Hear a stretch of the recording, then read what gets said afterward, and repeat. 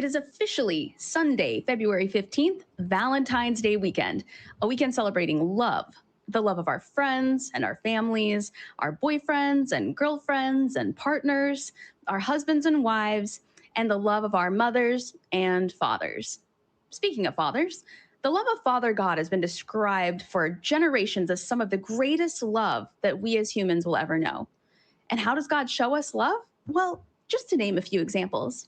He makes us pray and sometimes decides to grant those prayers, but usually not, at least not in the way that we want. He created us as sinners and punishes us for the sins that he created and that we were born with. He makes us beg him for forgiveness for the sins that, again, he created himself and gave us to commit, even though we shouldn't. And he insists upon our devotion, regardless of the lack of evidence or explanation that he chooses to provide for us. But most of all, he grants us free will. He gives us the choice to follow him blindly or burn forever in a satanic hell of his own invention. So today, we celebrate the love of our Father and how much it means to us that we are allowed to choose to follow him or else. How do you follow God? Let us know, because the show is about to begin.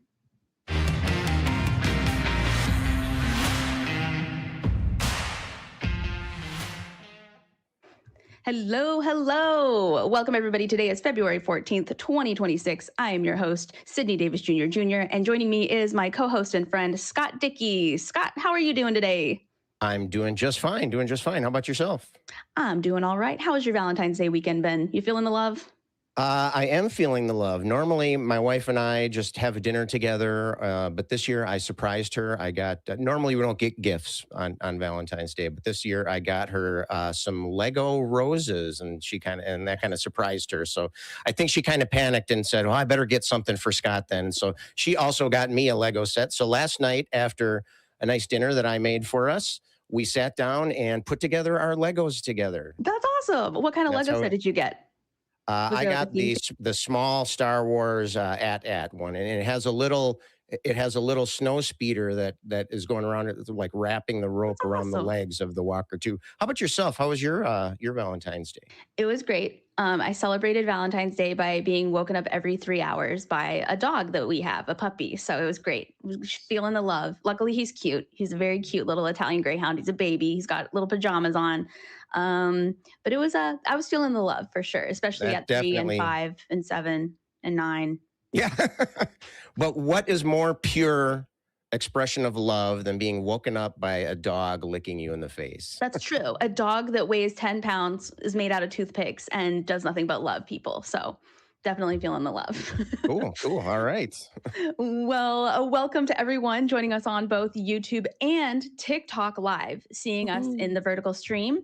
We are live on both platforms and ready to engage with you. So whether you're seeing this on YouTube or you're seeing this on TikTok, feel free to give us a call. We want you to call in. This is a live call-in show. I cannot stress that enough. Call us. Even if you're like pissed off, even if you're mad, even if you're just having a rough weekend, give us a call. Tell us about it. Talk Heathen is a live call-in show, and we have open lines. So get your calls in at 512-991-9242 or from your computer at tiny.cc/call.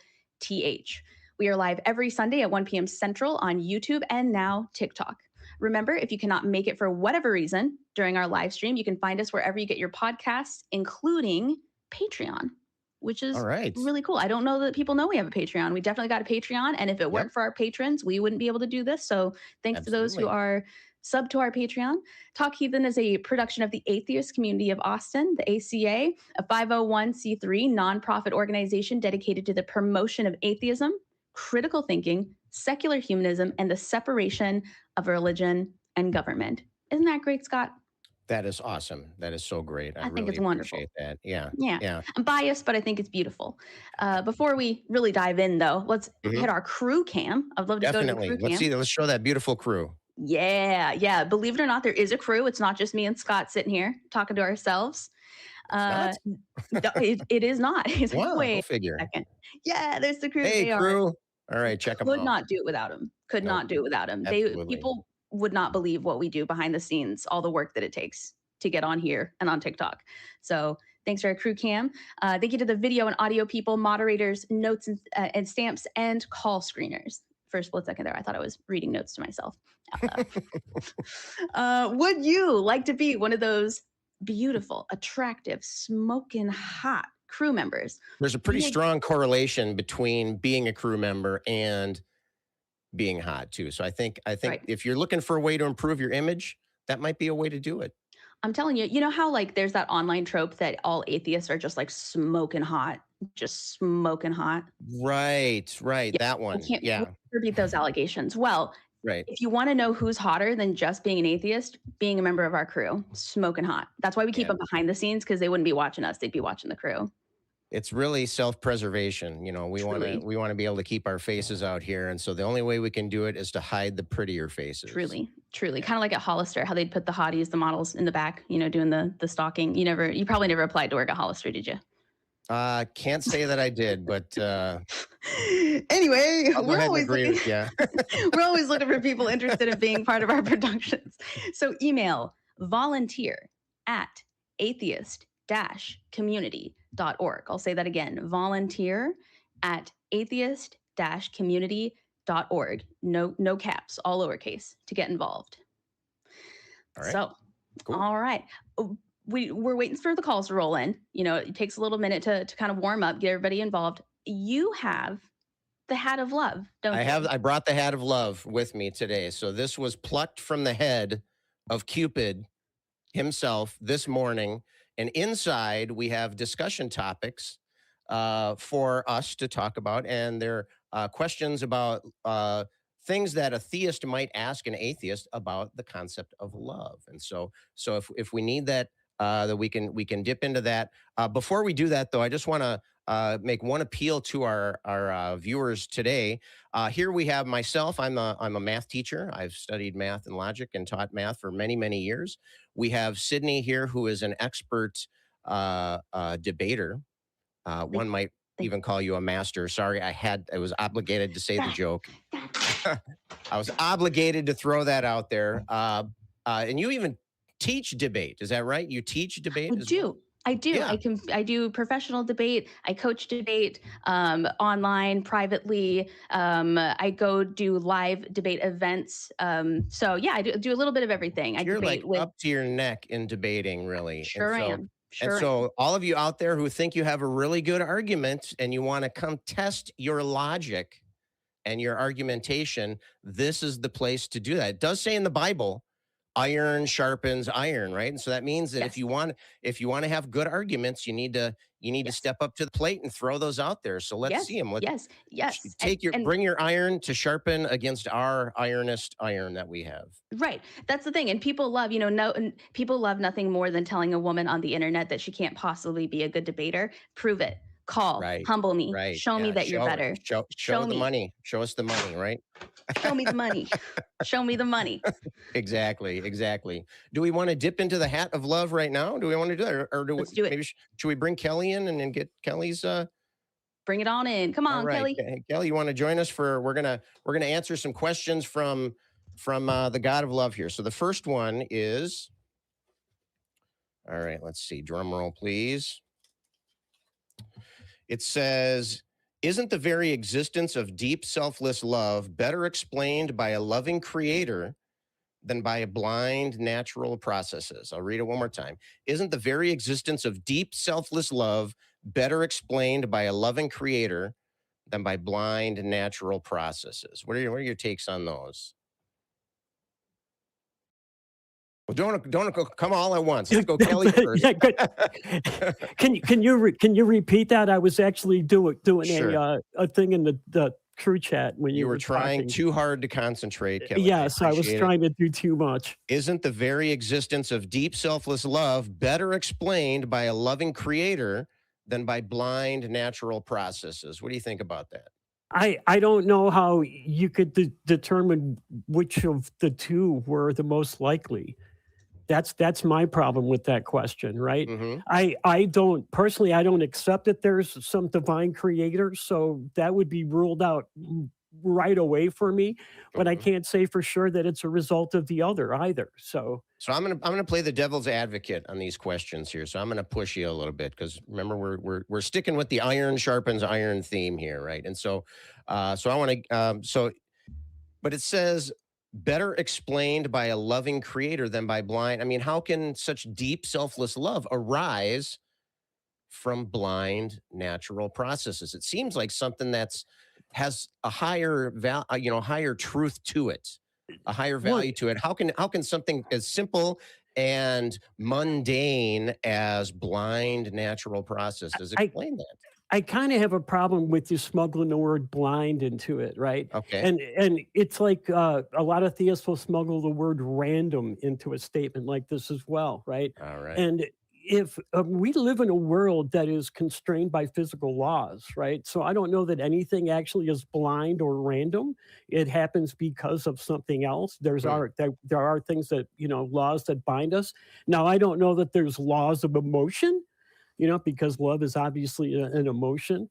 But we do seem to have an affinity for going and talking to or finding people to be partners with. Hmm. So yeah, that's a thing. So I don't know that, like I say, I don't know that that's a law or not, Hmm. but that is a thing. Sydney, what's your take on that? Do you think a loving creator better explains this deep kind of almost transcendent feeling that we get when we experience love? I mean, it seems like the source of that must itself be transcendent, don't you think? I think that love is a biological and physiological response that human beings and other creatures have in order to essentially promote population and to promote, mating and breeding, and so many different types of mammals and animals and humans included are, for lack of a better term, pack animals. And so I think in order to maintain those pack relationships and in order to mate and in order to populate and continue to, spread our seed, we have to have some kind of physiological response that makes us want to continue to do those things. Because, like, why would people mate if they didn't care about each other or they didn't have a specific draw or some Hmm. kind of pheromone or chemical in their brain that fired off in order to make them want to continue to do those things? So yeah, that's what I think. I think it is just us, it's genes doing gene things. And then people say, well, then how would you tell your spouse that? Would you tell your husband that, like, love is a physiological response that your cells are having? And How yes, romantic. I would, but that doesn't make it fake. Like, I love my husband, doesn't Right. make it fake. Now, Right. do I love my husband because my brain wants me to like my husband because of, pheromones and things like that? Or is it because I have 100% free will and can love whoever I want and I have chosen to love him? Who knows? All I know Hmm. is that I met him and I liked him and I wanted to keep liking him. And here we are legally liking each other. So, I would say, and I'm digressing from my devil's advocate role here, but I would say that it's many of the characteristics of your spouse or your significant mhm. other or whomever we're talking about. It's their characteristics Yep. that trigger Yeah. those responses, and Yeah. so it's not like the responses are all that's happening. The Yep. responses are not happening in a vacuum. No. They're happening in response to specific things. If we Right. value certain things in our partners, that will kind of increase our desire to be around them, and Yes. that to me that all makes sense, I think. And also, I think it only lends to that being true that we don't like everybody, right? Some people give Right. us the ick. Some people we just want to be friends with and we can't have romantic feelings with. Why? Because the chemical in our brain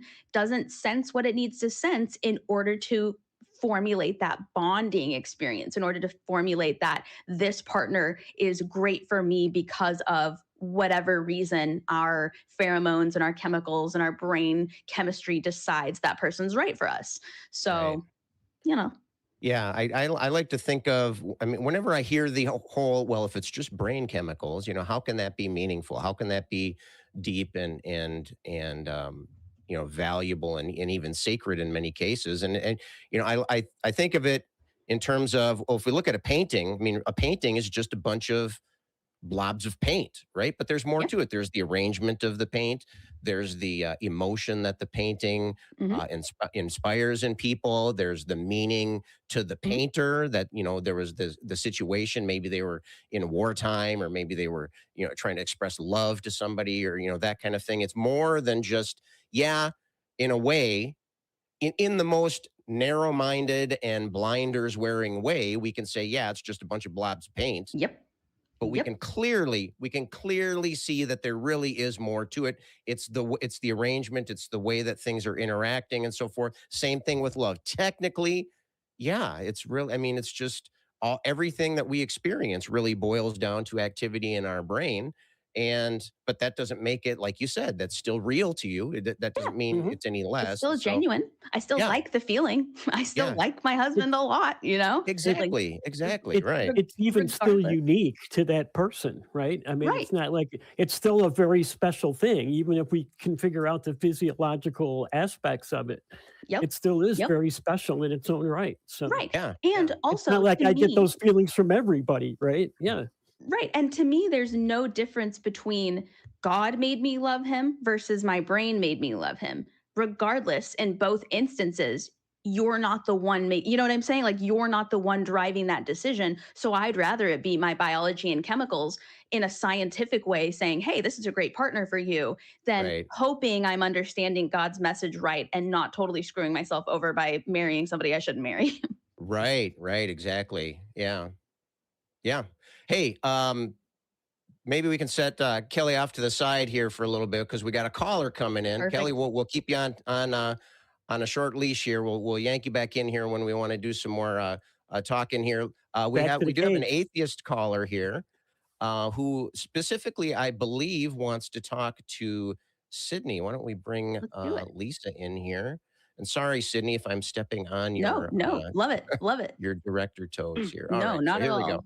It is a All right, collaborative effort. so we got Lisa She Her from Canada wants some advice on debating. Lisa, welcome to the show. And I'm talking right now because I know for like the next 15 minutes it's going to be all Sydney. So I'm just trying to grab a little airtime while we're here. Lisa, why don't you expand a little bit on what you were looking for there? I wanted to ask Sydney. Well, I don't see. Am interested in debating Mhm. theists. However, how do you go around the? See, they see the Bible as fact. I do not see it as fact, but they can't move on from that, and so that kind of just how do you debate someone when their primary and only source is the Bible? And that's like, I don't know, for me it's like, I don't know how you can ever see that as a history book. It's not. But it's like, how do you get around that? They're like, if I want to have a good debate with someone, but also like if I'm not able to even recognize their evidence as valid, it's kind of like, what's the point? Yeah, absolutely. That's a really good question. And that, like you said, that comes up every single time. So, what I try to do when I'm debating atheists is I try to remind them that we're having a conversation. A lot of people think you have to dive in being like, this is a debate. We're about to debate it out. This is all about arguing. I instead try to step back and frame it as I'm trying to have a conversation with you. I'm trying to understand where you're coming from. And then I'm trying to help you understand where I'm coming from so that we can have a conversation about this. And when they continue quoting the Bible, when they continue bringing up the Bible, when they continue using that as fact, I keep reminding them that that doesn't matter to me. I keep reminding them they believe in the Bible, I don't. So anything they have to say where the only way they can prove that to be true is the Bible, I just continually say, to you, that's the truth. To you, that matters. To you, that's your source. That doesn't work for me. Let's come up with other avenues that don't involve the Bible, because I'm telling you up top, it's going to waste both of our time if you continue to only cite the Bible, because I don't believe the Bible is true. Even if they say, well, you should, well, the Bible is the way, the truth and the life, stuff like that. I say, great, to you. to you. Something else that works for me, I know it's niche to me. I know it doesn't work for everybody, but I have a master's degree in creative nonfiction. And I continually remind them, okay, so that's fiction. Okay, so the Bible's fiction. What you're quoting to me is fiction. If you can't give me anything else that is outside of the Bible, that backs up what the Bible says and is outside of Christian doctrine, then to me it's fiction. We can keep going all day long. I can tell you facts and evidence from Harry Potter. I can tell you facts and evidence from, even if they say, well, people in the Bible were real. Great. Abraham Lincoln, vampire hunter. Abraham Lincoln was real. Doesn't mean that book is true, right? We can go back and forth with all sorts of fan fiction based on real people, but that doesn't make any of it true, and it doesn't matter to me. So I guess, like, to summarize all of that, I start off by reminding them it's just a conversation. There's no winning. If you go in trying to win, you're going to lose no matter what, even if you win. I just say there's no winning. I'm not trying to win here. I'm not trying to let you win here. I'm not trying to lose here. We're just having a conversation. And this conversation will go nowhere if you continue to cite a source that I've told you up top does not matter to me. I don't follow it. I don't view it as reality. I don't view it as fact. Give me something else. Instead of saying, so you're done, you're cooked, I win. It's like, no, give me something else. I want to have this conversation with you, but I'm telling you, it's not going to be helpful if the only evidence you have is the book that only you, out of the both of us, take as fact. Right. The other thing was, I had a debate with a theist over social media. It was on a live, and I said, if the prompt was, I think, prove that God doesn't exist or whatever. And I said, like, there's no evidence that I can prove to you that something does not exist. Like, and I compared it to, like, the tooth fairy, right? Like, we can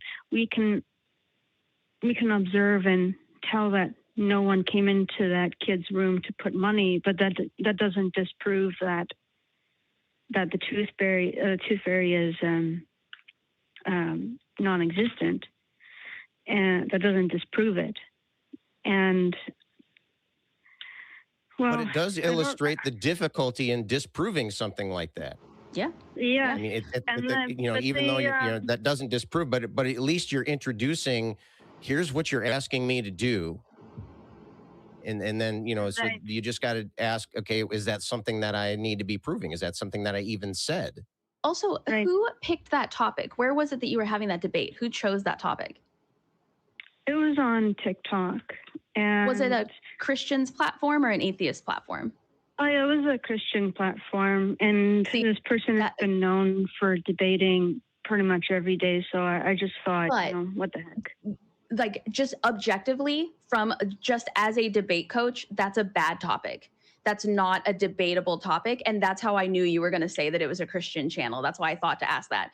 Because an atheist would never say, prove God isn't real, because we're open to pretty much any idea. We don't believe in God. I have not seen enough evidence to suggest there is a God. I don't call myself agnostic because I've seen enough evidence to suggest the alternative. But I would never say without a doubt that I can prove that God isn't real, because that's a useless conversation to have. If they were the thing is that with the example, they tend to take it very as if I'm being condescending by using, and I can sort of understand, but I don't know how else to phrase it. To phrase which part? Well, like in comparison, like some people, if you compare it to Harry Potter, if you compare it to fairy tales, they find that offensive that you would.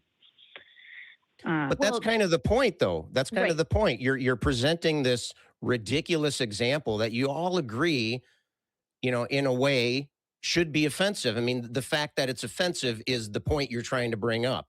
You're bringing up the situation that we all agree on, showing that, well, the reasoning that we're using for this ridiculous thing we're talking about is the same as the reason you're using for this other thing that you're talking about. And not only that, but you don't join a debate so that your feelings can be managed by your opponent. It's unfortunate that they feel offended, but that's not your problem. That's not your fault. And a lot of times people will use offense to distract from the fact that they're not very good at debate, or that they don't feel like they're winning, or that they're not getting their point across well enough.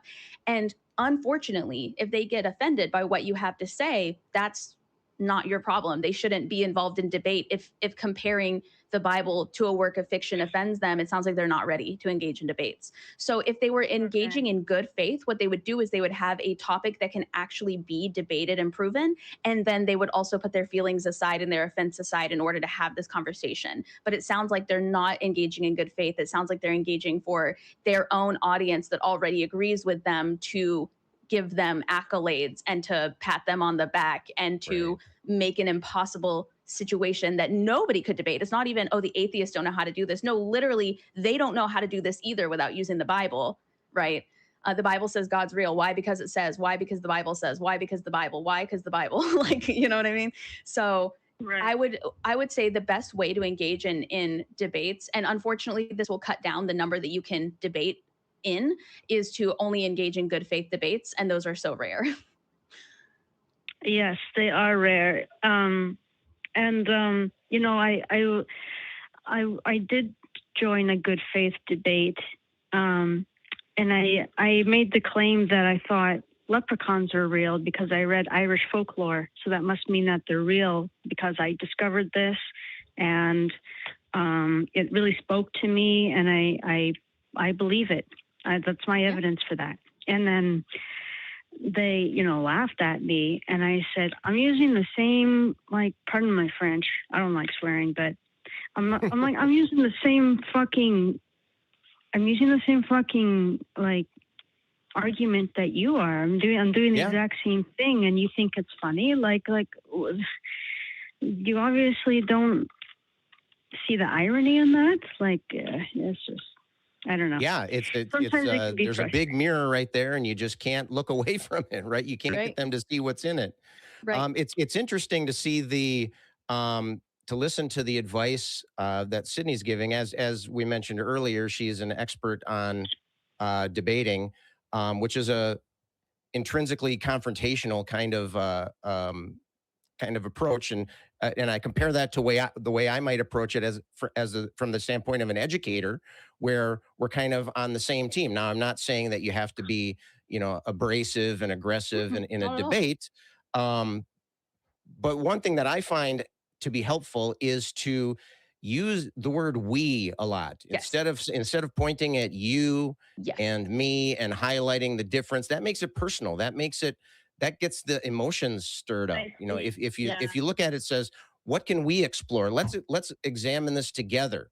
What's our evidence that we have here? Let's put it all on the table and make a summary of it. And that can take a lot of the personal feelings and the defensive responses that can kind of squash those lot. And it also puts you in a frame of mind where you are also doing the same thing, where you will also be, you know, you'll kind of view the problem in a slightly different way as well. And so that kind of thing can help it. And it all depends on what your objective is. Yes. You know, what your goal for the discussion is. Yes. And to add to what you're saying, something that I like to do is when I have a question to ask that I know is going to sound like a gotcha or sound condescending, instead of saying, well, I think this and this, or what about this, I say, what would you say if someone were to say, for example, okay, I totally understand what you're saying. What would you say, though, if someone were to make the same argument about Harry Potter or about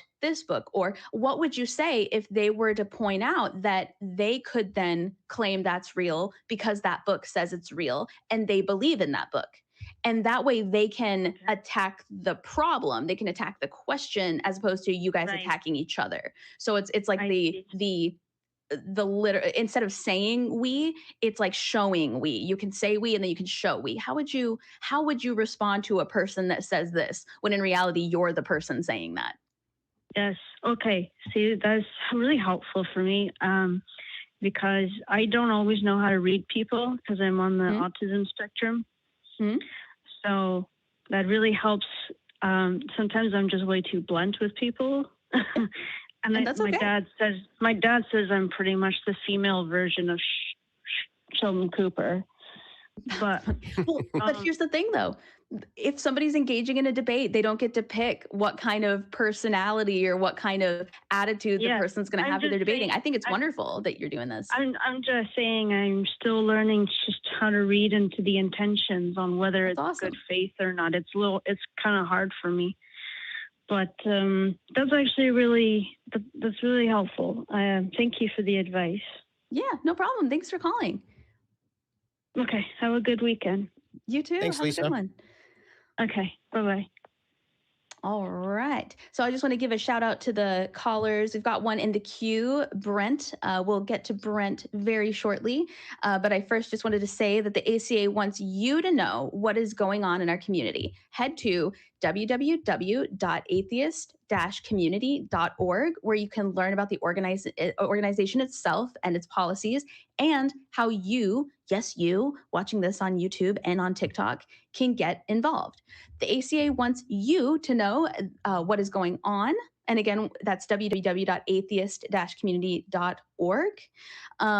We also have merch. So you can get your Talk Heathen merch at tiny.cc/merch ACA. Another way to support us is by sending super chats on YouTube. Get them in and we will read as many as we can. Also, I think, don't quote me, I think there's a way to send super chats on TikTok. TikTok people would know a little bit more about that than I would. Okay. I know there's a way to send rewards on TikTok. I just don't know what they're called. I don't know if they're called super chats. We want to hear from you. We want to know what you liked, what you thought was effective, and more importantly, what you thought we could do better. So email us at tv@atheist-community.org and let us know. That being said, we're going to bring on Brian from Nebraska. They want to make a comment about the deeper meaning of love. So let's see here. Hey, Brent. How you guys doing? Good, good. How are you? Oh, Brent. Sorry, I think I said Brian. I'm doing I all right. apologize. Yeah, it happens all the time. So I was thinking about this, and I wanted to say that it's more an animalistic feeling, because for deep, meaningful love, I want to say it's more promoted by Christian values more than evolutionary process. Would that So you, Say that again. So the feeling of love, the deep, meaningful love, is it Christian-based or is it animalistic? I feel like it's more animalistic because we see it in nature all the time, right? We see our past ancestors, like gorillas, apes, they stay in packs, they fall in love with each other. And they've shown signs of, if their mate dies, that they feel mournful over it. Right?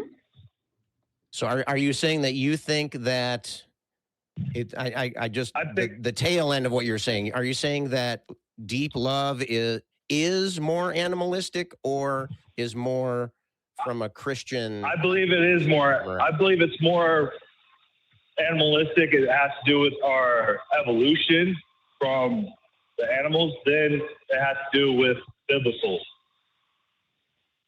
sense. I would agree that it has nothing to do with biblical. Well, I mean, I would say that it does have something to do with the biblical description, but that description is based on our animal foundation already. I mean, people wrote the Bible. You know, people wrote about what's important to them, and so I think I think the biblical take on it is an attempt to explain what we feel based off of our physiology. We base off of our emotions, based off of our mental states and that kind of thing. I think there is a tie there. It might not be the tie that you were suggesting, though. I guess I'm saying that I don't think the Christian love is because God came down and gifted us with this wonderful thing. I think it's because people felt a certain way and they tried to describe it and they did it. You know, they were in this mindset where they were believing in God and that kind of thing. And so they were looking to explain things that they're feeling. And so they're kind of it was hitched to that wagon later on, is what I'm suggesting. So I think the question is more dealing with like a one-on-one, me and my mate, right? Deep, meaningful love, but how our evolution has tied us to multiple relationships, right? When kids are coming up to puberty, we're looking for anyone and anything, right? At least that's how it was when I was growing up. And then that would religion, like that would certainly lend credence to the thought that it is more of an animalistic kind of a physical kind of instinctual kind of reaction. So I just want to make sure that I understand. Brent, are you saying that you still do think some of it is related to God and some of it, but the majority of it is more of like a biological animalistic response? Or are you saying you think that it's all animal? I just want to make sure. Do you think any of it comes from God or from anything that the Bible talks about? I say the societal ways is pushed onto us as a young age to force us into like a one-on-one relationship, and that multiple relationships are not acceptable at all. I believe it's completely, we're driven by animalistic, wanting to breed, wanting to mate, and we find one person who will, and we form a relationship with that, or multiple. But religion has pushed onto us one-on-one, must fall into a meaningful relationship. Oh, okay. So I see. So you're proposing something more than just the origins or what is love, right? You're talking about how do we express love? What's an acceptable way to express love? And you're saying that our animal nature is pushing us to explore multiple relationships, and that society pushes onto us this idea that it should be a one-on-one relationship. Is that what you're saying? Exactly. What is a deep, meaningful relationship? You know what I'm saying? Is it between one and one person, or is it, can I have 3 or 4 girlfriends that I share a meaningful relationship with? What is that definition? I would say that and maybe this is what you're saying, and I missed that part. I would say that that's like case by case basis. So, for example, I know me. I know that I am a naturally monogamous person. It is not difficult for me at all to be a monogamous person. You know, they always say your first year of marriage is hard. I didn't think it was that hard at all. I thought it was pretty easy. I actually prefer being monogamous. But that being said, I also know people in polyamorous relationships or people who prefer not to be in any kind of official relationship at all, so that they can date or spend time with, multiple people, be romantic with multiple people. And that works for them and that works for their partners, as long as you disclose and make sure that everybody knows what's going on.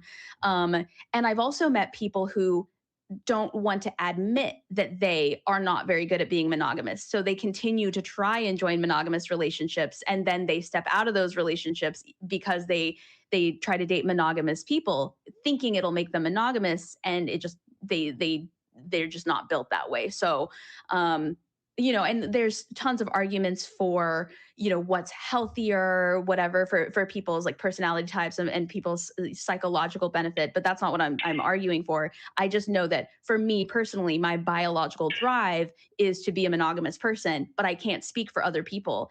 Where religion says, because I'm better monogamous or because I have to be monogamous, you also need to be monogamous. You also need to follow my feelings and my thoughts and my preferences because that's what I do, because I was told that that's what being a Christian or being whatever religion you happen to follow that's the correct way. Somebody told me that, so now I'm having to live that way, and I don't want anybody else to not have to live that way. Right.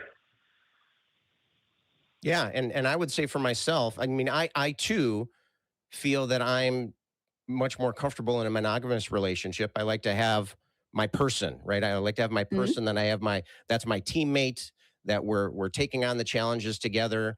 I don't view it just as a a physical relationship or just an emotional relationship. There's my relationship with my wife has many, many different facets to it, and my life is enriched by all of those. But of course, I know.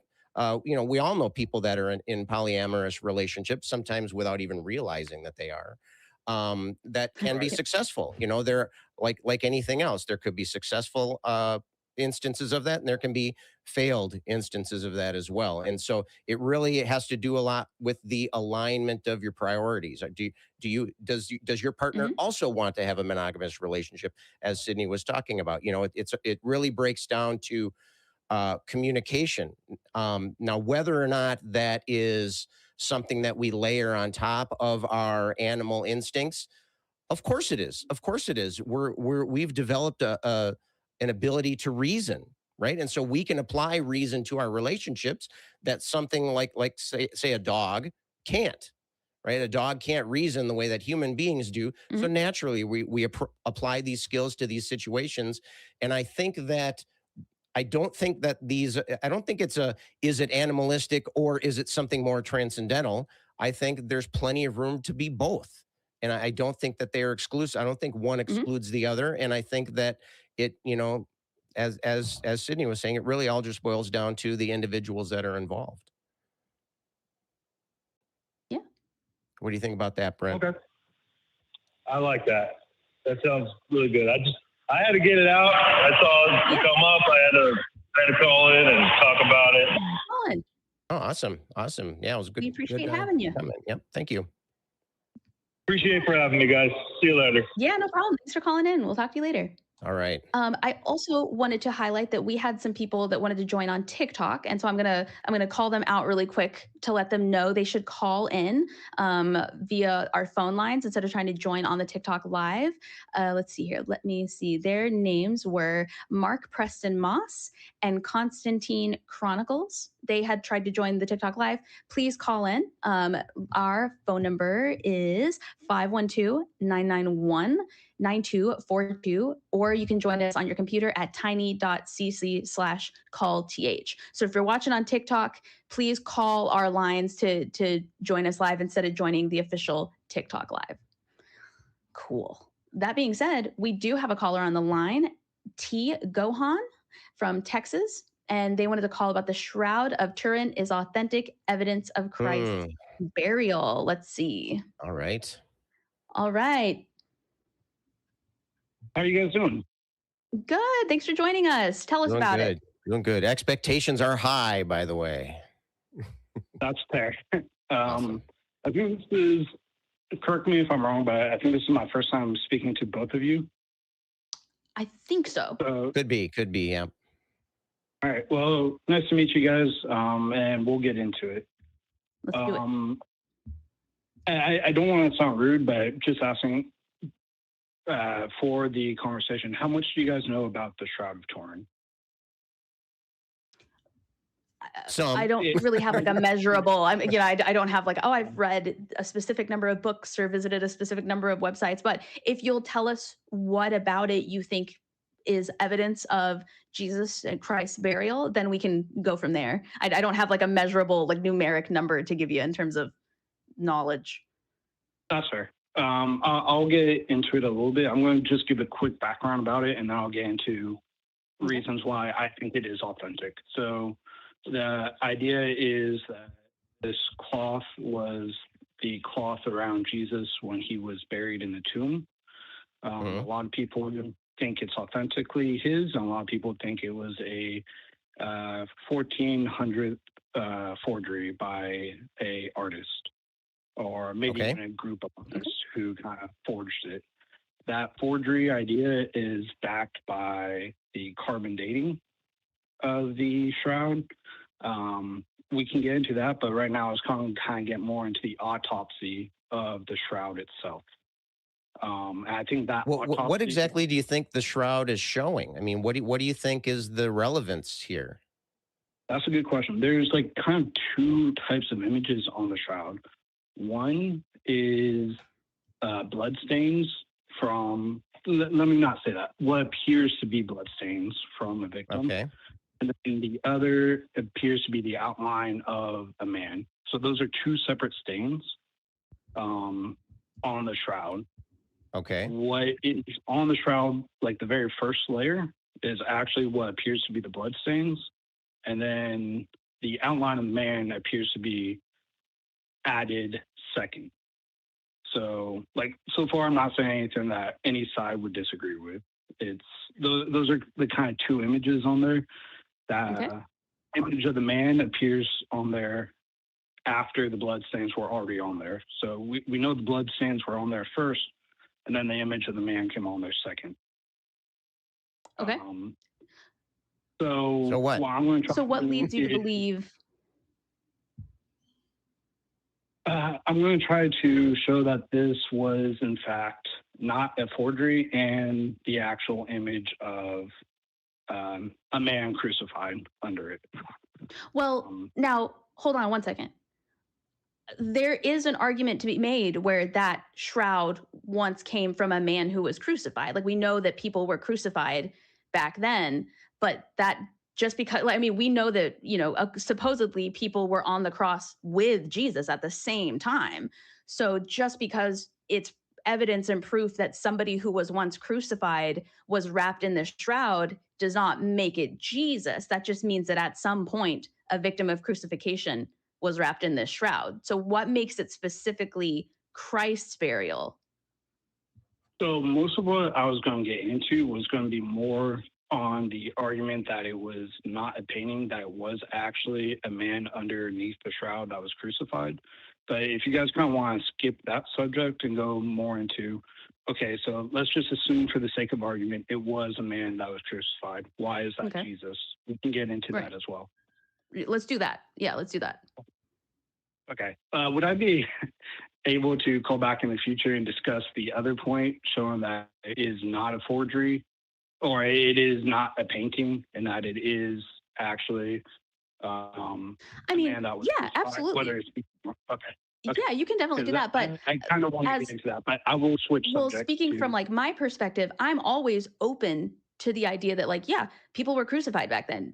Atheists in general aren't saying that that never happened.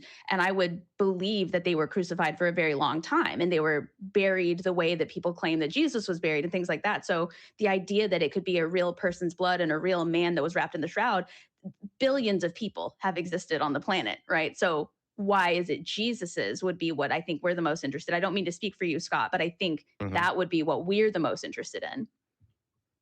Okay. So there's a couple of evidences that point towards that.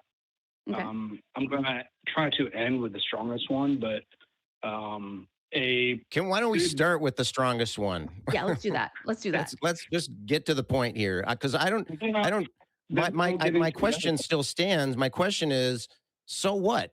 So if we admit that Jesus was alive, I'm not convinced of that, but I'm fine stipulating that. If we admit that Jesus was crucified, I'm not convinced of that entirely, but I'm fine stipulating that. Do we agree that Jesus was buried in a shroud? I don't know if I'm convinced of that, but I'm fine stipulating. So what? We got a dead guy in a shroud. What? Where is this going? Is there any kind of divine connection coming up? Yes, I would say most of the shroud is not divine except for the image of the man. So if we move away from blood stains, if we focus on the image of the man itself, the shroud is the most tested historical object in history, and it's been shown that the image of the man. I don't think that's. Yeah. I don't think that's true. You can fact check me on that. But either way, the image of the man is proven not to be painted on there. And the only way that we can tell that the image has been put onto the fibers is because it's such a low depth of the fibers. It's about 1/5 of the strand of a hair length of how deep that image goes. It's barely even there. The only way that we've tested for it to have been there is from an Italian physicist. His name was Di Lazio, by burning with intense UV or intense light radiation. And that is like through his test, he was able to get an image at the correct depth of the linen on the shroud. So I still don't understand what any of this has to do with proving that Christ was the one buried in the shroud.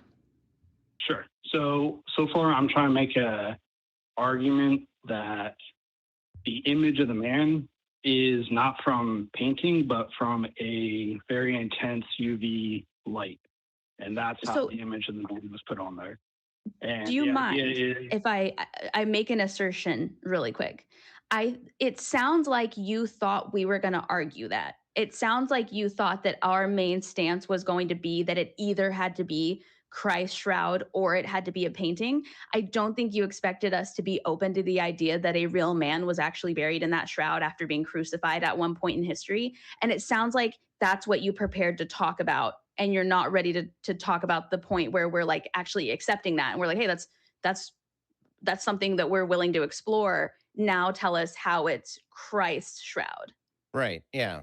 Let's get to the money here. Let's get to the money shot here. Sorry, that's fair. I was kind of prepared for the other discussion, but maybe I'm not doing a great job, but I'm actually presenting the strongest argument right now for the fact that if it was... Let me say this before you continue here, Gohan. Let me just say, if you can't eventually connect this to the existence of a God, right, I've lost interest. That's right. If you're trying to prove that Jesus Christ was a human being that lived and died and was crucified and buried, and then that's fine. It doesn't matter to me. It doesn't impact my life one way or the other. What would matter and what's relevant to our show is, how do we know then that that person that was buried in there, even if we've narrowed it down and identified that it was Jesus, how does that make Jesus God?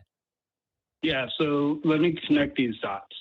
And you're right. I was prepared for another discussion, but forgive me. I'm trying the best I can on this one. Yeah, cool. No, that's okay. I should be willing to have a discussion on whichever topic it flows into. So that's fair either way.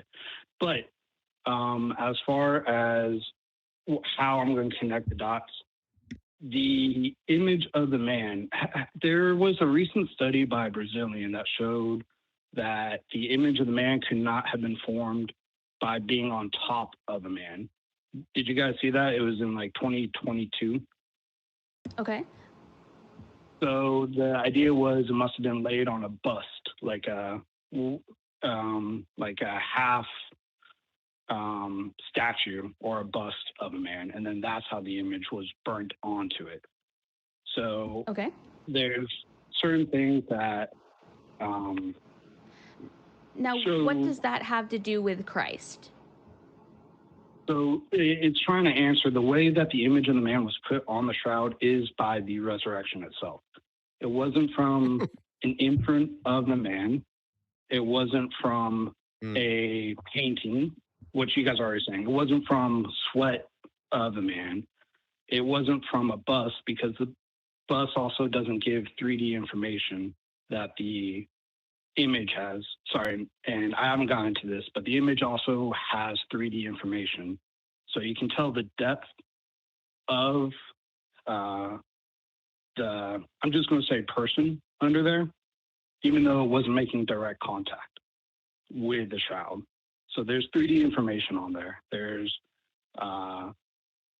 burning on 1/5 of the strand of hair of the fibers of the shroud itself. What do you mean 3D information? What does that mean? That's a good question. So like on the shroud, you can tell the angle, like a knee flexion or hip flexion of the man under the shroud. Okay. You couldn't get that if it was just draped on top, because it wouldn't be making contact with every part. Does that make sense? Yeah, I guess I'm still trying to understand the connection of this to Christ as opposed to just a man. If I laid a shroud on top of a man that was crucified, I wouldn't be able to tell exactly what angle his hips were flexed at, because after he died, there would be some rigor mortis and his hips would still probably be flexed. So I wouldn't be able to tell that because it's not making contact with the hip. Does that make sense? But with the shroud, there is that 3D information that shows everything we need to know about the autopsy of the man. Like we can see details on the shroud that wouldn't have But been Jesus, there. I don't think Jesus had an autopsy, right? He rose again. He died on the cross, and then 3 days later he rose again. I don't remember, and I'm not being facetious. I just don't remember there ever being a discussion of an autopsy for what killed Jesus, since he was I'm using publicly that term crucified. loosely. I'm using the shroud as kind of an autopsy, so I'm using that term loosely. But like, if I'm looking at the shroud, if we laid it on just normal man, there's 3D information that would not be present on a normal man that is present on the shroud, like how features of the face. If I laid a shroud on somebody's face, it would not present all the information that the Shroud of Turin does. But Sidney was asking specifically not for a connection to a man.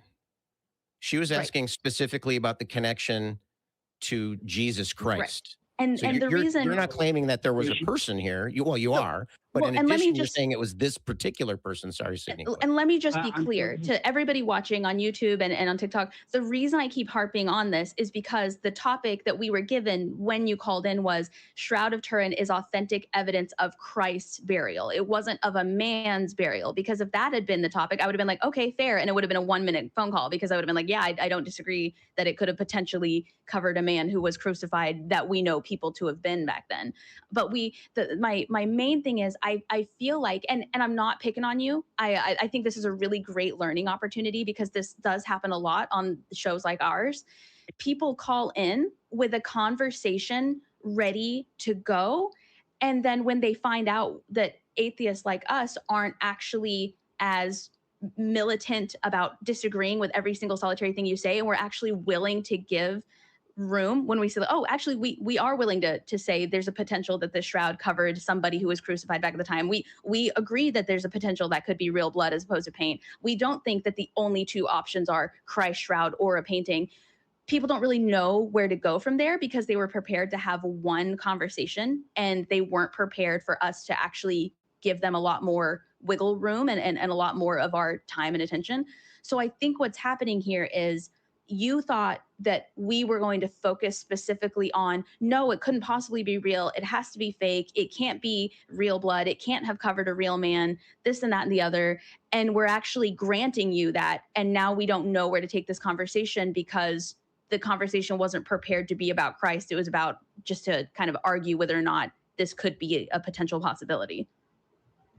Okay. Are you guys good with continuing the call? Because I do think I can connect these dots still. Well, why don't you do this? Why don't you tell us, let's assume that we agree that it was, in fact, the burial shroud of a human man.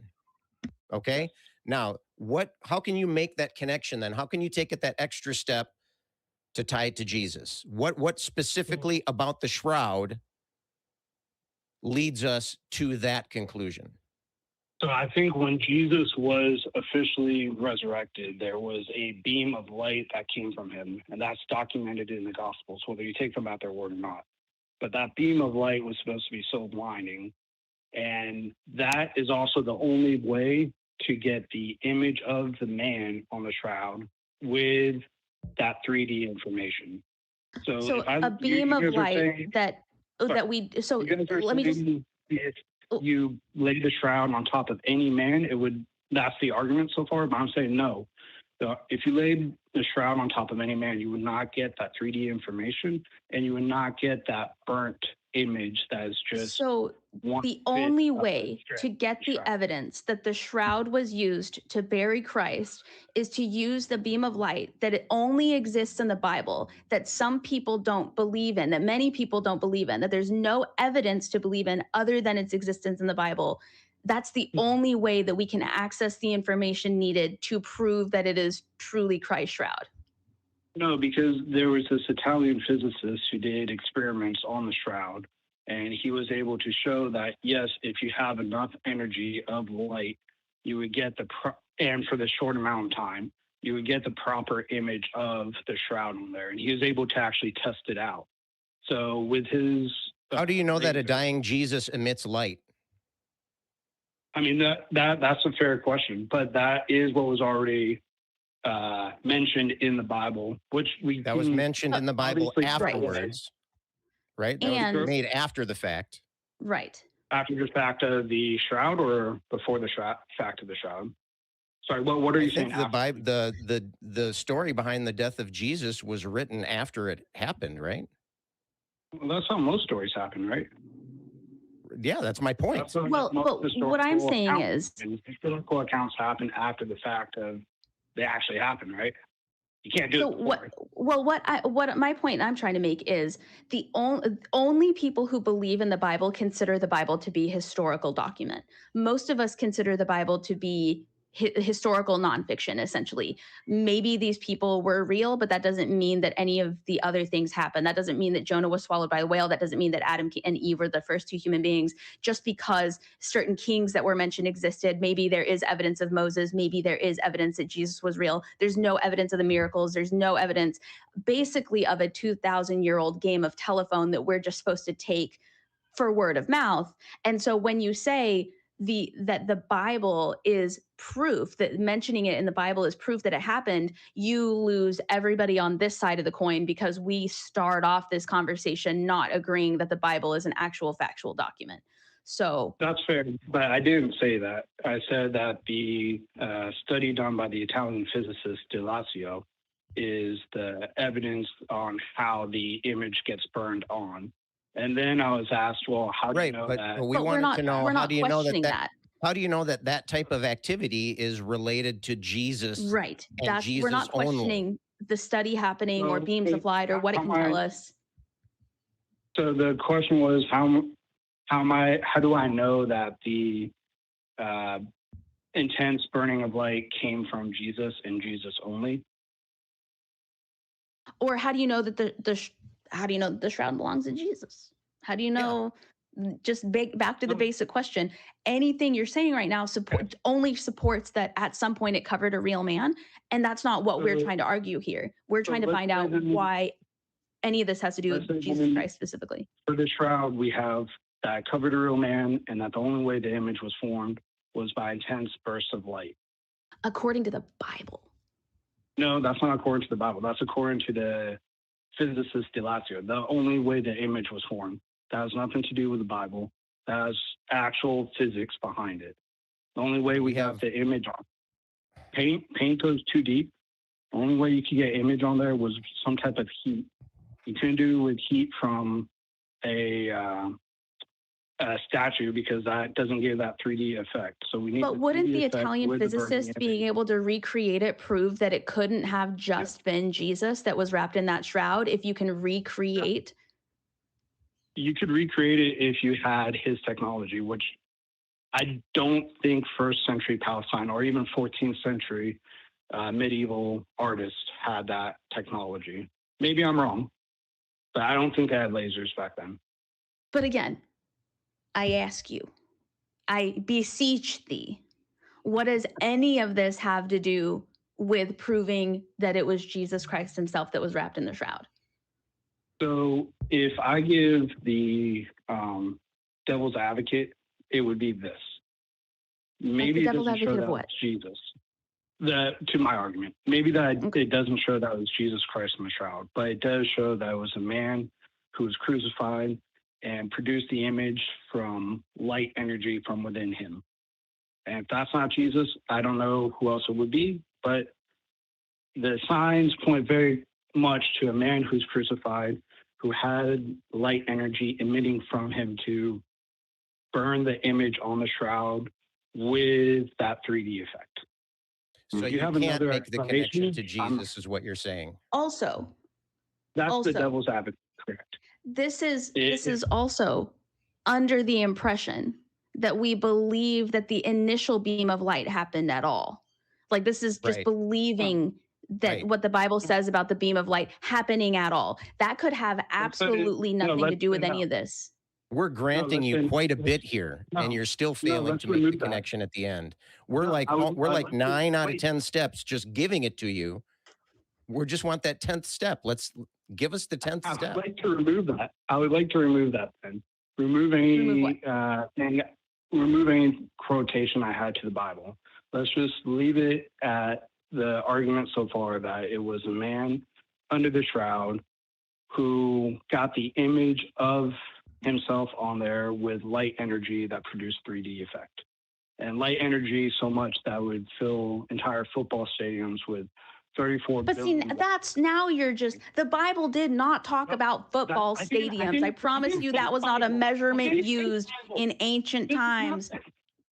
I'm just saying, now Are you you're sure just it's being very hyperbolic. American? And Americans wrote the Bible, right? Isn't that? Talking about footy, or are we talking about American? But like, now we're just being hyperbolic here, and nobody benefits from just being hyperbolic. Wait, I'm sorry. When did I say that was the Bible? That was what the... You're like, it's a beam of light that would fill football fields. Nobody said that but you. Nobody said that but you, my friend. No, that's the Italian physicist. You can look at his work. It was the great Italian 34 physicist, billion NFL, National Football League. He said that the light was so strong. So the light he created, the light. So let me just put this out here for you, what this looks like to me. You come on here and you're like, once upon a time, an Italian physicist created a beam of light that was so bright it filled football fields. And I'm like, oh shit, that's crazy. And you're like, yes, therefore Jesus was wrapped in the shroud. That's where you lose me. That's where you lose me. That's what we're trying to explain is that's, you know what I'm saying? I believe the Italian physicist was real. I haven't even Googled it. I'm just giving you that. I believe he created this beam of light. He may have even said it could fill the football fields at the time that he did it. I don't know. But what I'm saying is none of that leads back to, therefore, the shroud was Jesus. No, and that's fair, but I think maybe I should... I know it's fair. Back in the future, it's fair. Hold on. I should work on things, but unfair is not one of them. I should work on explaining my argument a little bit better.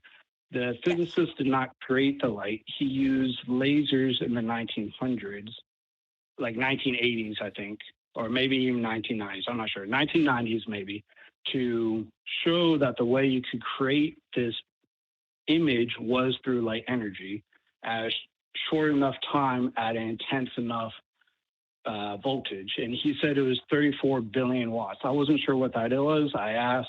I'm not arguing any of this. If you told me that this scientific study happened, I'd be like, hey, that's dope. But it's the therefore Christ was wrapped in the shroud that doesn't make sense, and that I think I'm not trying to pick on you. I think you need to work on that before calling back in and having that discussion, because it sounds like you were ready to prove that the shroud wasn't pain, it was real. But when you logged on, we granted you that and then didn't really know where to go. So if I were you, I would work on this part of the argument. How does the study done by an Italian scientist therefore relate back to this being the Shroud of Turin and Jesus' shroud? And I know that you're going to say, because Jesus is the only man that could emit that type of light. If somebody does not believe in the Bible and does not believe the perspectives listed in the Bible from people who were supposedly there and know how it happened, that's going to be irrelevant to them. So as somebody who is treating you like one of my debate students, if I were your coach, I would say, I see where you're going, but what you need to do is you need to work on this part of the argument, the part where we therefore connect why it is we should believe other than the Bible. Like, forget the Bible saying it. The Bible, let's pretend the Bible doesn't say that. What else can you use? What other evidence, research, things like that can you use to then say, because of what this Italian scientist found about light and lasers being used on the Shroud of Turin, we are able to then use that exact same data from list sources that aren't the Bible to predict that it is highly likely that Jesus was then wrapped in that shroud. Well, and I think once you answer those questions, call us back and we're willing to have that discussion. But I think you were ready to have a different discussion today. Yeah, I appreciate the advice, and I'll try doing that moving forward. So thank you for that. And can I just finish with a slightly weaker version of my stance with the same argument? I mean this in the nicest way. It cannot get weaker than the one we've already seen. And I'm not picking on you, just being brutally honest. It can't really get weaker than what we've already heard. All right. Well, let me just try this really quick. It'll just be a second.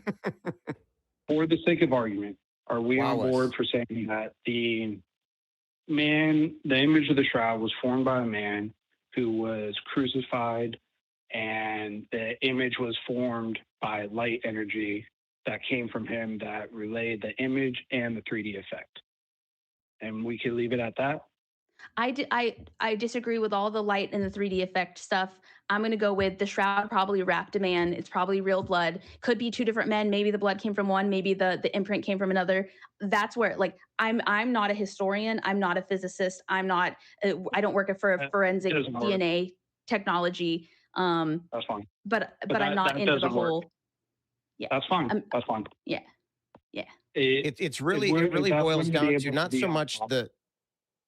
Go ahead. It's not so much what you were talking about; it's what you were leaving off. You were just kind of falling a little bit short, and this is something that happens. I find a lot, and it's not just in arguments with Christians. As a math teacher, I see incomplete arguments happening all the time.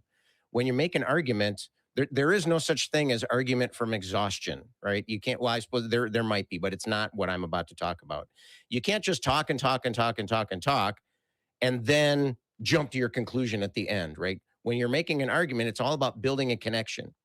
It's all about building a connection from facts that we agree on to the conclusion that you're trying to end up with. And so the bulk of an argument should be in creating those connective links.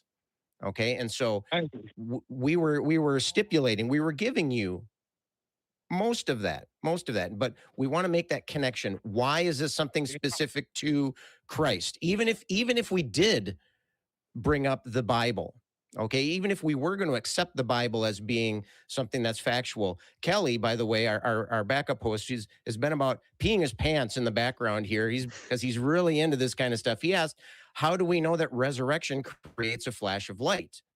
And so that would be something that you could use to justify that connection. You could say, well, we've established that, and when I say established, we've agreed, we've stipulated that this pattern was created by this great, thing of light. How do we know that resurrection creates that flash of light? How do we know? Maybe it could have been somebody else that was resurrected in that shroud. How we're trying to make the connection to Christ. So you need to kind of baby step us over that chasm, right? We can't, and so we need that extra information. And so if you're calling in to argue that the Shroud of Turin is not a forgery, that's one thing. If you're calling in to say that it's Christ's burial shroud, then that's an entirely separate thing. If you're trying to show that it's evidence that Christ not only was buried in this shroud, but also resurrected, that's another whole realm that we never even touched on in our discussion today. And so you're spending a lot of time focusing on the little details. And I'm not saying that you were doing that intentionally, but I have seen people do that intentionally. Yeah. And as a way of misdirecting from the fact that they can't make that connection at the end. Again, I don't think that you were doing that intentionally, but I think it was happening unintentionally at least. Mm-hmm.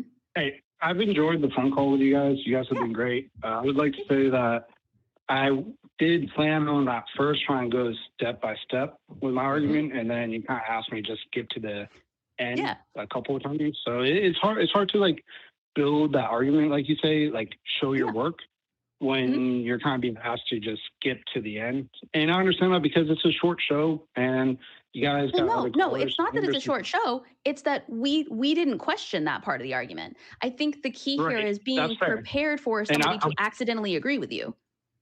I do like to show my work on that stuff, but you're right. You guys did just kind of do it just further along the argument. So I would maybe another time like to call back and show my work. You can't. Well, here's the thing, though. You can't just discount the exchange that we had here. We gave the point to you. It wasn't to rush you along. It wasn't to get to the point. It wasn't to We agreed with you on the idea that there potentially was a man wrapped in that shroud. I don't want you to leave here being like, if only they were rushing me along and they didn't want to hear what I had to say. No, we agreed with you. There's a big difference between rushing you along because we didn't want to hear facts and evidence that build your argument versus you just weren't prepared for us to agree with you on anything.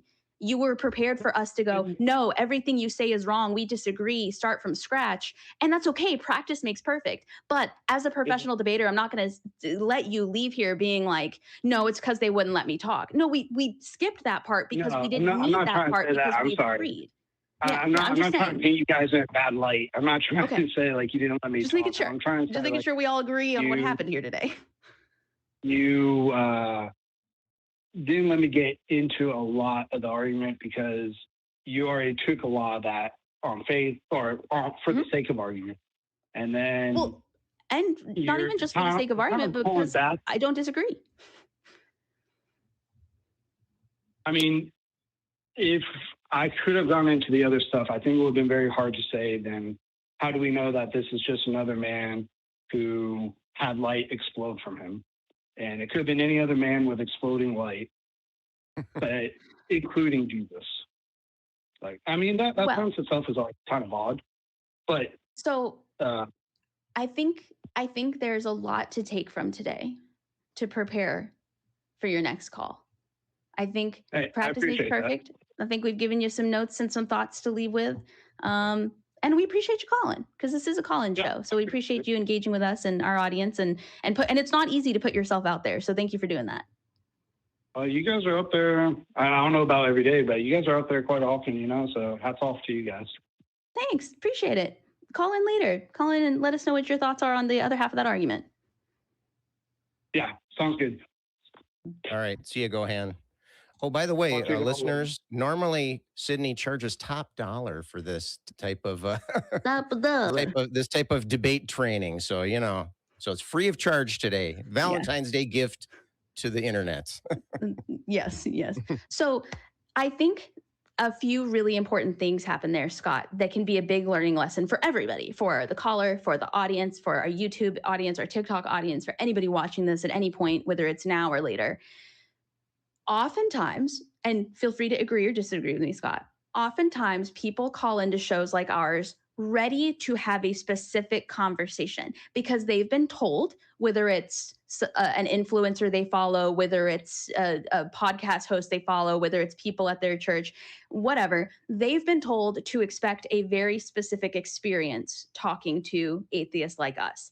They're told that we're going to interrupt them and not let them talk. They're told that we're going to disagree with everything they have to say just for playing devil's advocate and the sake of the argument. They're going to be told that we've had conversations so many times that we're just going to assume what they say next, yada, yada, yada. When in reality, we are unique individual people with unique individual backgrounds. And sometimes, like what happened today, we actually didn't need the entire basically conversation that he had prepared to talk about because we actually conceded already out of the jump that like just because it wasn't Jesus's shroud doesn't mean it wasn't some crucified man's shroud. And that torpedoed the entire experience. Instead of being like, what if they say this? What if they say that? Instead of preparing tree branches to go off on, instead of preparing for potentially the worst of the worst to happen, which is us agreeing with them. Oh God, and that doesn't just happen in debates like ours, like religious debates. That happens in political debates. That happens in regular everyday conversation. You need to be ready to be talking to a person, not a stereotype. Right. And unfortunately, we didn't fit the stereotype today, and that derailed the entire conversation. But I hope it actually served as a learning lesson that he can go back, do more research, prepare for people like us to come in and say, oh, actually, we don't even need to touch on the first 45 points because we're willing to give you that. If not, we agree with that point. And so instead of saying it's because I didn't get to touch on any of that I didn't succeed here, you should say, how can I keep that from happening again in the future? Right. And I think what Gohan just discovered was exactly what you were just talking there. And also, kudos, by the way, to Gohan for for making the call, for doing Yeah. that. We Yep. talked earlier about, iron sharpening iron. If you want to be confident in your beliefs, you need to put them out there and test them. If you want to make a conclusion, then be ready to back it up and go out and try that, because then the iron that's sharpening you is going to show you your weak points. And so here I think Gohan was just arguing a little bit past his understanding of the situation. I think his conclusion was overstating the argument he was prepared to make. And Yes. I think that was and that's a minor weakness, but it is a weakness, and it's something that as I said before, you can't just say a bunch of stuff and then say the word therefore and then slip in anything you want at the end. There's connections that need to be created and made in there. And it's not just from talking, it's from actually making those literal connections. Yes. And when you have a very valuable experience, don't discount it as the other people doing something against you or the other people conspiring against you. I've had my ass handed to me in a number of debates. And I was the person who went, well, if they didn't cheat this way or that way. I didn't start learning until I said, ow, that hurt. How do I keep that from happening again? How could I have, right? But let's bring up our backup host, Kelly. Yes, who has been about ready to explode in the wings here in the green. Before we jump in, I just want to make sure that I don't forget to announce our top 5 Patreons. Oh, right. I just want to make sure. And then Kelly, I want to hear what you have to say. I know you were going off in the chat, but top 5 patrons. We have number 1, Oops, all singularity. Number 2, Dingleberry Jackson. Number 3, I always mess this one up, Kalivi Helvetti. Number 4, Scott. Only one name. And number 5, Casey Kickendall. Honorable mention, Kat, K-A-T. All right. Thank you to everyone who gives to us on Patreon. If you want to have your name read live on air, then please consider supporting us at tiny.cc/Patreon. And then I do feel kind of bummed out that you didn't read those in a funny accent. I missed that part. But you know what I'll do in a funny accent? I'll do the super chat in a funny accent. Let's do that. Less Than Lucid donated $10. And what's the accent that I should do? Let's let Kelly choose the accent today. What kind of accent should she use for this one? How about Canadian? All right. Oh, yeah, there, eh? Yeah, there. Today is the start of an aromatic awareness week. Arrow or not, we can all agree that markdown chocolates are the best chocolate. I feel like that was Northern. They are the best chocolates. Are the best chocolates, eh? Yeah. There you go. Sorry. There you go. Nice. Awesome. I feel satisfied now. Thank you for indulging me. Now, Kelly. Yes. You have thoughts on that last call? I have a lot of thoughts on that last call because I studied the Shroud of Turin quite a bit. I got a little bit lost because he was mentioning an Italian physicist named Delazio, and there was a De Lazzaro who actually did the study. So, and basically what he found with his ultraviolet technology was that he thought that the image was not painted. He couldn't prove that it wasn't painted, but he thought that it wasn't. So there was no definitive proof from that study at all. And Gohan was acting like this was positive proof. And I encourage him the PDF for that study is actually online. You can go read it. I encourage you to go read it. Something else, as long as you're researching this some more, the Shroud of Turin is only one of 3 shrouds. There are 2 other ones. Unfortunately, one disappeared in the sack of Rome in 1527. So he had 2 more arguments that we could have heard. Yes. The one that disappeared was called the Veil of Veronica. There were paintings done of it while we did have it around, so we know what it looked like. And the other one is the Sidarium of Oviedo. It's still extant and is in Oviedo, Spain. Interestingly, the faces on all 3 of them are 3 different faces. What? How can that be? That doesn't seem like possible. Yeah. So, but how do we know that? The Trinity. Trinity. That's it right there. Here's my question. And I'm converted. Listen, I'm not being sarcastic. How do we know that without lasers? Just by looking at the faces, I guess. I'm just saying. Yeah, I guess we can't could totally prove it without the lasers. I'll join you on that. But there are, and only one of them was ever actually authenticated by the church, and that was the one that disappeared, the Veil of Veronica. So. And it was actually authenticated by the church? It was. It actually had its own shrine, the Shrine of the Veil, inside the Vatican up until the sack of Rome in 1527. Holy Roman Empire. Interesting. Yeah. Interesting. And see, that's a whole other argument, is how do we know that was the shroud when there were 3 shrouds? I imagine if they were crucifying people as often as they were, there's probably a lot more shrouds, actually. There's, interestingly, and I don't know if this is interesting, but there are a lot of rumors that German mercenaries did some pretty obscene things with the Veil of Veronica in several of the taverns around Rome during the sack. That's supposedly historically true. So at least they're historical rumors, I should say. But wasn't it made out of, like, you know what? Never mind. I'm not going to go down that. None of my business. Whether or not they had a rash afterward is none of my business. So, Kelly, what's a takeaway lesson that our audience can take from today? If you had parting thoughts for our audience, what would you say? I would say don't do your research with you already knowing the answer. Go into it blindly and try to look at all the evidence in a neutral manner instead of like being biased about it one way or the other. Like I honestly cannot say that the Shroud of Turin is a fake or not. I honestly can't, because most of the research that has been done on it has been pretty ambiguous, to be honest, right?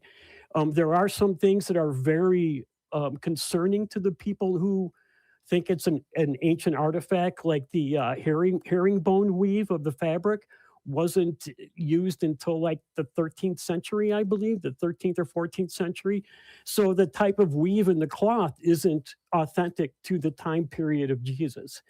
And that alone to me makes it seem like it's probably a forgery. So, yeah. And it was something that Gohan didn't even bring up. So Gohan, again, if you're watching, I encourage you to go look into that, into the pattern weave of the material, the fabric.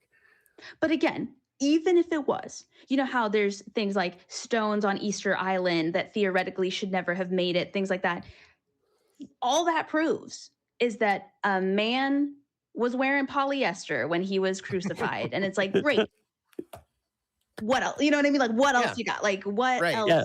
Unless, now, if there was a book talking about how Jesus was the only man with polyester and the existence of polyester came from, that would be, I would be willing to talk about that. Like, oh, in Leviticus 1, when Jesus divided the polyester among the thieves or whatever, like, I could have that conversation. But again, we could talk all day long about whether or not there was a man in that shroud. I'm not even saying there wasn't, but they weren't prepared for, you know what I'm saying? They weren't prepared for me to be like, no, I'll give that to you. It's like, oh shit, now what? Right. Here's a good one question for you. How many shares of polyester do you get for 1 share of rayon? Well, my question is, does rayon melt with a laser? It's like the weird thing is we have the shroud and it's from Shein. I don't know. I guess they just weren't trying to, maybe other cloth was too expensive. I'm not sure. Well, Kelly, thank you so much for all of your hard work today. We really appreciate you. Well, thanks for letting me be here. I'm always honored to be here. So thanks. Appreciate that. Yeah, no problem. No problem. And you know what? Thanks to the crew for doing such a great job. Too, yes. Thank you to the crew for helping. Credit, yeah. Yes, they get, I mean, they're too hot. They're too hot. We can't bring them up. We can't show them again because then people will be like, make these people hosts. We don't want to look at the other people. The smoking hot babes back in the back helping us make all of it happen. Yeah. Well, thank you to everybody who tuned into our live stream on YouTube and on TikTok. We really appreciate you calling in, commenting. I've been watching the chats here. If you see my face this way, I've been watching all the chats. People were engaging and asking great questions. We're sending out our love rings. That's what the green things are. It's not a glitch. That is the love rings. And here's what we're going to say. Here's our parting words. If you don't believe, this is your community, and we appreciate you being here. If you do believe, we don't hate you at all. We're just not convinced. Right.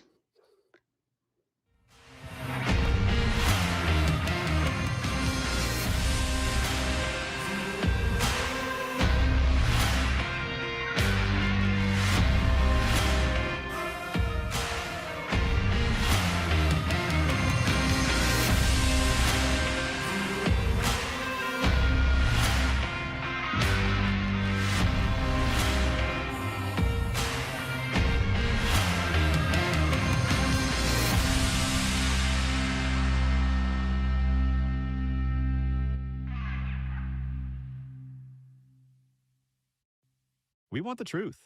So watch Truth Wanted live Fridays at 7 p.m. Central.